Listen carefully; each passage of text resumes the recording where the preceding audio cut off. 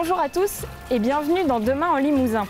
Alors pendant que vous bullez tranquillement à une terrasse ensoleillée, un peu comme moi là, d'autres travaillent dur à la création de leur entreprise. Nous avons rencontré 2 futurs entrepreneurs. Mais avant ça, je vous emmène à Bellac, où le Festival national de théâtre soufflait cette année ses 60 bougies. C'était du 6 au 13 juillet, et si vous n'avez pas pu vous y rendre, voici un petit récap.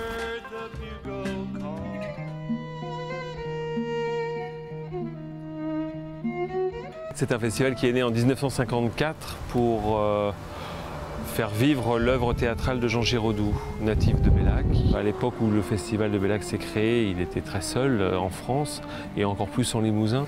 Et cette année, j'ai voulu essayer de préciser un peu mon projet autour du festival en refaisant, si possible, le festival théâtral estival du Limousin. C'est devenu le bouquet final de la saison, le dernier rendez-vous d'une saison. Ce n'est pas un événement à part. Essayer de retisser une histoire d'amour qui s'est perdue entre Jean Giraudoux et sa ville natale. Dans son imaginaire, Bellac, le Limousin, est resté quelque chose de très fort, lors même qu'il n'est pas tant revenu physiquement. Giraudoux fait partie de ces auteurs un petit peu méprisés aujourd'hui et c'est bien dommage. Il y a une langue, il y a un humour, il y a une fantaisie qui sont vraiment à redécouvrir, d'où entre autres effectivement ces lectures apéritives qu'on fait en fin d'après-midi avec des voix célèbres de doublage qui doublent des stars américaines qui lisent soit seules, soit accompagnées. Bien sûr des extraits de théâtre, mais aussi des extraits de romans, des lettres ou d'autres œuvres de Giraudoux, enfin des courts extraits, pour que les gens qui les écoutent en un quart d'heure, puisque c'est ça le rythme, c'est des petites lectures dans le noir d'un quart d'heure, redécouvrent, écoutent différemment Giraudoux et puissent se dire en sortant, bah mince, c'est quand même vachement bien. On va faire rentrer la première personne toute seule. Voilà, alors on ne bouge plus. Polyte Rigoulet, si ses goûts ne l'avaient pas poussé vers une autre carrière, eût fait un fonctionnaire modèle.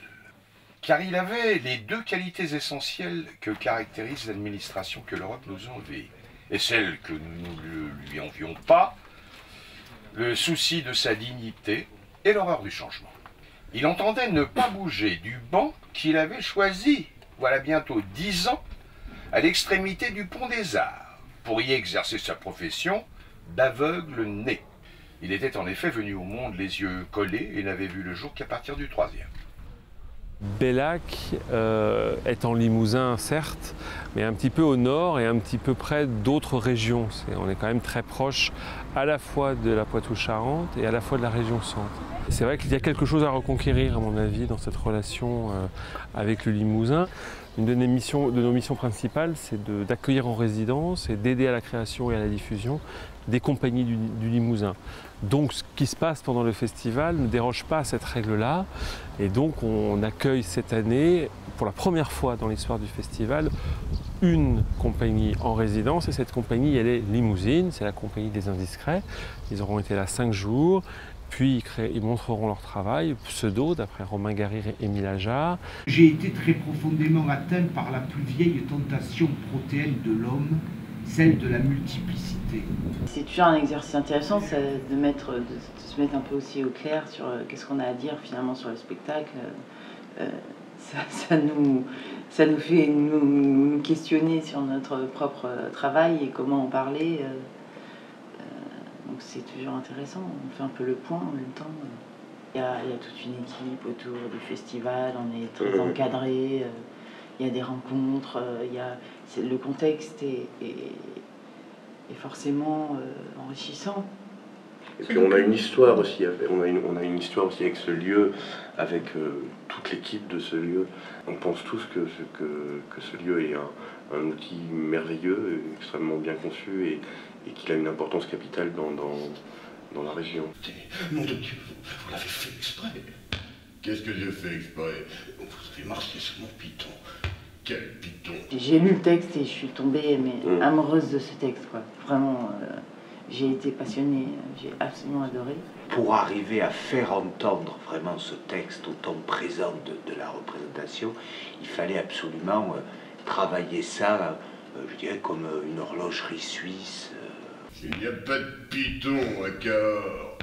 On n'est pas en Afrique ici. Le cœur du festival, c'est bien le théâtre, et pas n'importe quel théâtre, c'est-à-dire le théâtre de répertoire, donc plutôt les auteurs pas vivants, mais abordés, relus, réabordés, retrouvés ou refusés, je ne sais pas, par des metteurs en scène, eux, bien vivants, voire très jeunes. Vous avez un super château, les ennemis. C'est à ça que ça sert appel. Là, donc pendant 4 jours, on a eu Gilles et Bérénice, donc Bérénice de Racine, voilà, alors là pour le coup, réinvesti de manière assez surprenante par Gilles Caillot, seul en scène, qui joue tous les rôles et qui ne joue pas dans un lieu théâtral, mais dans un lieu circassien, c'est-à-dire un chapiteau, mais à l'intérieur avec un décor, lui, pour le coup, très théâtral. Le roi est mort, vive le roi!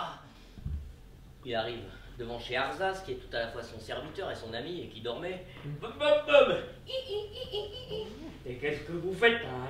Cogné comme ça, vous allez réveiller tout le quartier. Viens, j'ai besoin de toi, habille-toi. À cette heure-ci, habille-toi, je te dis. Tu en veux, camarade?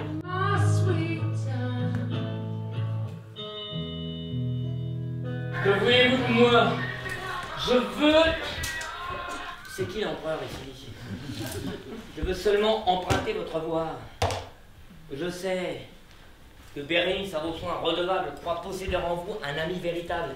Elle ne voit dans Rome et n'écoute que vous. Vous ne formez qu'un cœur et qu'une âme avec nous. C'est la nuit, 5 heures du matin. Titus sort de sa chambre, il prend un drap pour se couvrir, il a froid. Il traverse les couloirs jusqu'à la porte de Bérénice. C'est la nuit. Antiochus est perdu dans sa chambre dévastée.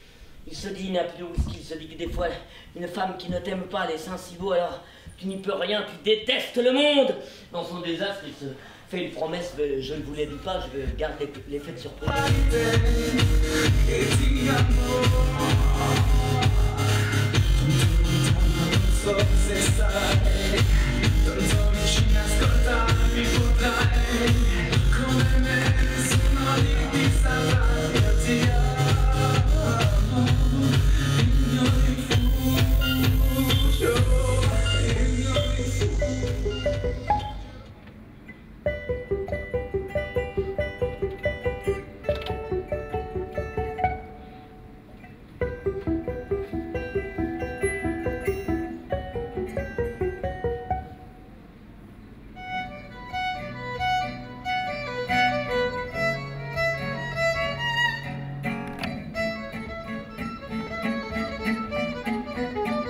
Je crois qu'il y a plein de très beaux souvenirs, globalement, et je m'en suis rendu compte puisque pour le lancement de ce festival-là, j'ai demandé à plein de gens de m'écrire des « je me souviens » à la manière de Georges Perec, des « je me souviens » sur le festival, leur festival parfois.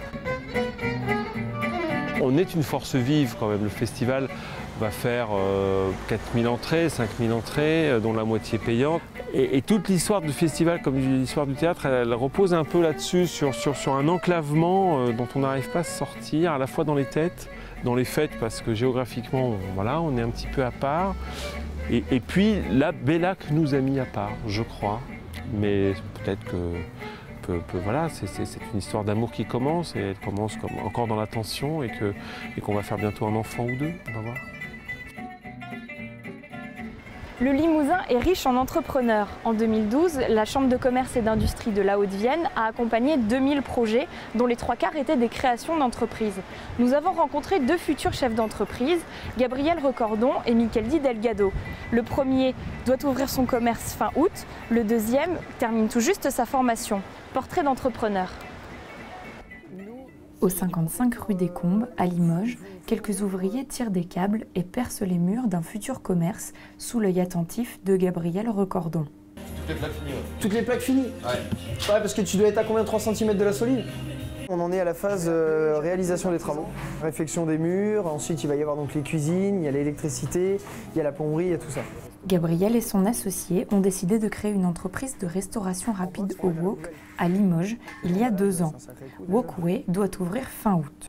C'est déjà un concept qui existait, mais surtout en Europe de l'Est. Dans d'autres villes, il existe d'autres concepts de cuisine wok, pas comme le nôtre. J'étais dans le commerce avant, ça me permet aussi de connaître pas mal de monde.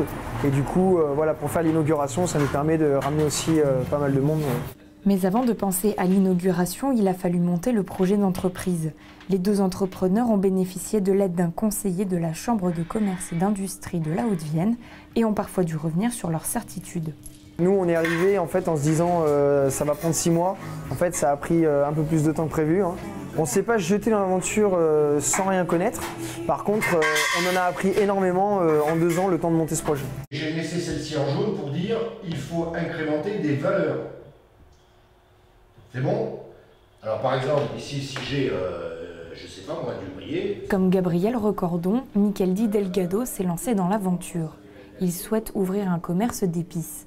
Le jeune Basque, arrivé il y a peu à Limoges, a choisi quant à lui de participer au stage « Devenir chef d'entreprise » proposé par la CCI. Il dure 7 semaines. Avec ma conseillère, parce qu'on a un conseiller particulier aussi, et du coup on a signé la convention pour commencer la formation parce que là on a tous les éléments qu'il faut pour commencer, pour développer l'idée, pour arriver à quelque chose de concret. On commence, on va dire, petit à petit avec des notions générales et après on concrétise un peu plus à chaque projet les besoins qu'on a par rapport à tous les plans de financement, tous les besoins de financement, les ressources et tout ça. Du coup, c'est assez personnalisé après. Parce qu'ils sont jeunes et motivés par la formation et le soutien qu'ils ont reçu, ces entrepreneurs limougeaux sont bien ambitieux et ont su convaincre les banques. Moi, l'idée, c'est de commencer avant la campagne de Noël. Oui, c'est rapide. Après, il y a des choses encore à mettre en place. Il y a aussi le problème de financement. Il faut trouver l'argent pour recommencer. Ouvrir un prochain point de vente sur Clermont-Ferrand et ensuite sur Paris. Et donc après, on compte franchiser notre concept. On nous avait dit qu'avant d'aller présenter le dossier en banque, présentez-le que sur un point de vente. Et en fait, au fur et à mesure que notre étude de marché s'est bien structurée, quand on est arrivé, une semaine avant d'aller voir les banques, notre comptable et notre conseiller de la CCI nous ont dit présentez votre projet comme franchise, comme future franchise, parce qu'il est très bien structuré et vous pourrez. Et en fait, on l'a présenté aux banques, et ce qui nous a donné 4 accords sur 5 banques des marchés. Gabriel, comme Miquel dit, ont choisi de démarrer leur activité dans le Limousin. La CCI de Limoges a reçu 1500 créateurs d'entreprises en 2012 et 10% d'entre eux ont mené à bien leur projet dans l'année. Je crois que c'est une région qui met en place les moyens pour les créateurs pour développer les projets. Pour nous, Limoges est une très bonne ville pour pouvoir se développer dans ce domaine parce qu'aujourd'hui, on n'a pas de concurrence dans ce domaine. Tous les 2 ans, la CCI de Limoges se voit remettre le label Entreprendre en France qui récompense son travail en faveur de la création et la reprise d'entreprises. Quand on voit le travail que ça demande de créer une entreprise, nous, on est content d'être en vacances. C'est la fin de Demain en Limousin. Vous pouvez retrouver toutes les émissions sur notre site internet, ça s'affiche en bas là, et sur demain.fr. En attendant, je vous souhaite un bel été et à bientôt dans Demain en Limousin.